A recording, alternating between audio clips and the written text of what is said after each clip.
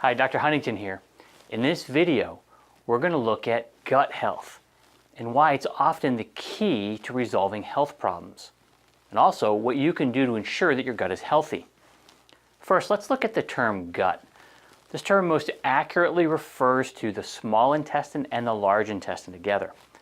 So when you talk about gut health, we're talking about the health of those two organs.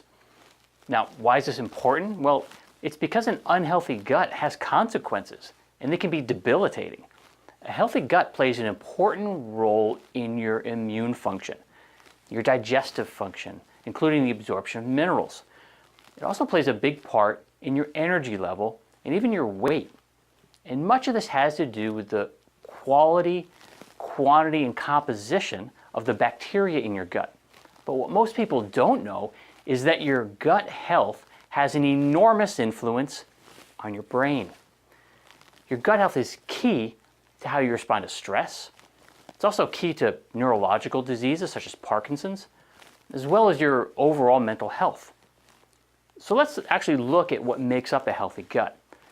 One of the factors are the trillions of microorganisms that live there. That whole community is often referred to as the microbiome. And the individual little critters are often referred to as microbes. Your gut microbiome is composed mostly of bacteria, but you'll also find things like viruses and fungi in many people, and sometimes even parasites.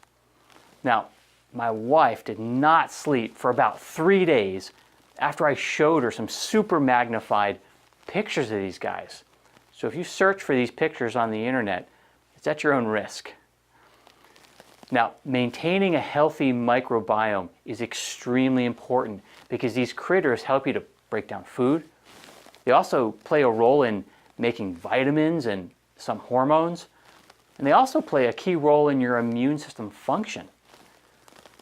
Now, in general, what we want is good bacteria to be plentiful and greatly outnumber the bad bacteria. This allows the good bacteria to crowd out the bad bacteria, so that the bad bacteria does not have a chance to multiply and as a larger group start to cause you health problems. So even though you will always have small amounts of bad bacteria, it's really the balance that's important. So lots of things can cause your microbiome to go out of balance, but let's focus on the top microbiome disruptors. Processed foods and chemical additives. Sugar. Genetically modified foods, and lack of sleep. Now, when you take antibiotics and other drugs that destroy all your bacteria and not just the bad guys, that's not what you want. That's a major microbiome disruptor because it's the good bacteria that is needed to crowd out the bad. This is why it's so destructive to a person's health if they take an antibiotic for, let's say, a viral infection. Because remember, antibiotics won't kill a virus. Or they take an antibiotic when their body could have dealt with the infection on its own without the drug. So here are some signs that your gut microbiome could be out of balance. You have digestive issues like gas, bloating, constipation, or diarrhea. Or you get sick frequently with things like the cold or the flu. Maybe you have skin problems like acne, eczema, or psoriasis. And remember the connection to the brain. So symptoms like depression or memory loss and low energy all can be connected to the health of that microbiome. In fact, researchers are looking more and more into gut health and considering it to be the most important system to keep healthy. That's a major statement. And it makes sense as it's affecting everything from your metabolism to your mood. Now, the other important part of gut health is maintaining the integrity of the gut lining. That's the barrier between where the microbiome is and the rest of your body. And it's easy to think of food that's sitting in your intestines as like inside your body, right? But it's not really. It's really outside your body. You see, until the food is digested and moves through the gut lining and into your bloodstream, that's when it's inside your body. Now, the health of your microbiome plays a huge role in maintaining the integrity of the gut lining. And that's critical because you can't have things passing freely between your gut and your bloodstream. We'll take a look at the picture on the board here. Now, it's broken into two halves. There's this half and then the half over there. We're going to focus on this half here. And what I've got here is I've got a healthy bacteria drawn here, and I've got an unhealthy bacteria here on a teeter-totter.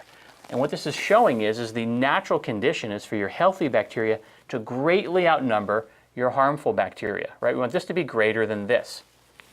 Now, what that allows for is it contributes to a healthy condition which we call tight junctions. And what that means is that the individual cells of the lining of your gut actually are close together and tightly connected.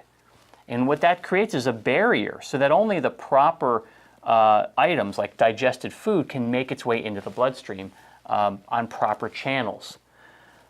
But what happens if your harmful bacteria greatly outweigh your healthy bacteria, that can create a situation where you no longer have tight junctions. And what you end up with is things like food and toxins and bacteria able to actually pass through these spaces, in this case between these cells, and actually make their way into the bloodstream where they don't belong. Now, when the lining of our gut becomes damaged, it becomes permeable, as I showed here. And as it allows the food, food particles, undigested, the bacteria and the toxins to leak through into the bloodstream, it can cause all kinds of problems. And this is often a significant factor in people who are suffering from autoimmune conditions. It can often cause systemic inflammation and allergic reactions. This problem can also result in headaches and joint pain, brain fog, irritable bowel syndrome, and other skin conditions. It can also cause a whole list of other problems that we're not going to cover here, but I cover in some other videos. Okay, so how do you keep this community in your gut happy? Well, remember, you want good bacteria to flourish. So first, get plenty of prebiotics through your diet. Now, prebiotics are things like fiber and other non-digestible food items that actually feed the good bacteria. And I include plenty of these prebiotics in my product called Leaky Gut Support. And if you go to bodymanual.com, you can click on Leaky Gut Support, the product, and see where I actually list out which nutrients support the gut microbiome. And these are the nutrients that you'll want to consume plenty of on a regular basis.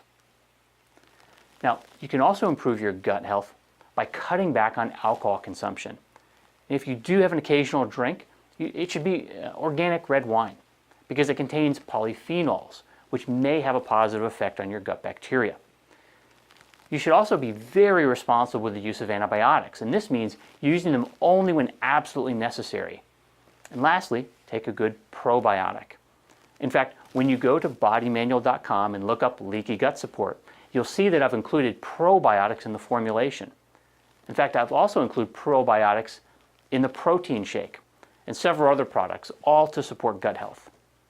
Okay, so it's quite a bit of material, but it was really just an introduction to gut health. If you take anything away from this video, I want it to be that you must give some attention to the health of your gut. And that includes consuming the right foods and taking quality dietary supplements. All right, so check out some of the other videos for more information on improving your gut health, and I'll see you in the next one.